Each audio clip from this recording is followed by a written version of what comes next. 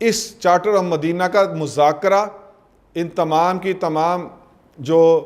دفعات ہیں، اس کا مذاکرہ میرا نہیں خیال آپ نے کبھی یہ زندگی میں بات سنی ہوگی، لیکن یہ چارٹر آف مدینہ یہ کیسے امت میں پینیٹریٹ کرتا رہا، اس کے لیے ڈاکٹر حمید اللہ صاحب کا یہ ایک آپ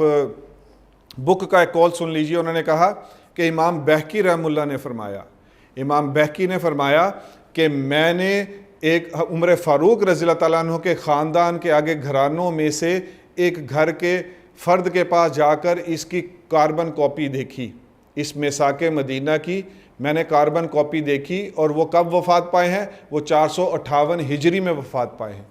تو یہاں پوائنٹ سنیے، غور سے سنیے، دل کی کھڑکیاں کھول کے سنیے کہ ہم جب تک لک بیک نہیں کریں گے، جب تک ہم اپنی پرانی چیزوں کو، پہلی چیزوں کو نکال کر اس پہ کوئی انٹیلیجنشیا بیٹھے اور اس کے بعد پھر اپنا ری پلان کریں اور اپنی راہ کو دوبارہ متعین نہیں کریں گے، ہم ایسے ہی رلتے رہیں گے اور ہمیں ایسے ہی جوتے پڑتے رہیں گے کہ 500 سال تک، یعنی 458 ہجری، 500 سال تک امت میں یہ نقول در نقول، کاپی در کاپی یہ میثاق مدینہ اپنے صحابہ کے خاندانوں میں چلتا رہا۔ تو یہ طریقہ کار ہے۔ ایک اور بھی حوالہ میں اس کے ساتھ کپل کر دیتا ہوں۔ ایک تابعی نے کہا کہ میں اپنے پچھلے لیکچر میں یہ سنا چکا ہوں، ویسے ایک تابعی نے کہا کہ ہم جہاد کی آیات کو ہم ایسے اپنے بچوں میں جہاد کے واقعات کو جو آپ صلی اللہ علیہ وسلم کے غزوات اور سرایا ہے، ہم اپنی نوجوان نسل میں ایسے اس کا تذکرہ زندہ رکھتے تھے کہ جیسے ہم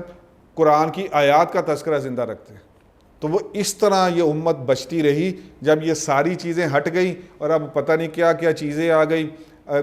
اصل چیزوں سے نظر ہٹ گئی، اور اب وہ ایک جھگڑا چل رہا ہے یہاں کہ رفع یدین کر لیں یا نہ کر لیں، افضل اور غیر افضل ہے، مسلک کا جھگڑا ہے۔ ان جھگڑوں میں پڑھ کر اور آپ جب اصل سے ہٹے ہیں تو پھر اب آپ کو، جب تک آپ اصل پہ واپس نہیں آئیں گے، آپ کے مسئلے حل نہیں ہوں گے بلکہ اور زیادہ بگڑتے رہیں گے۔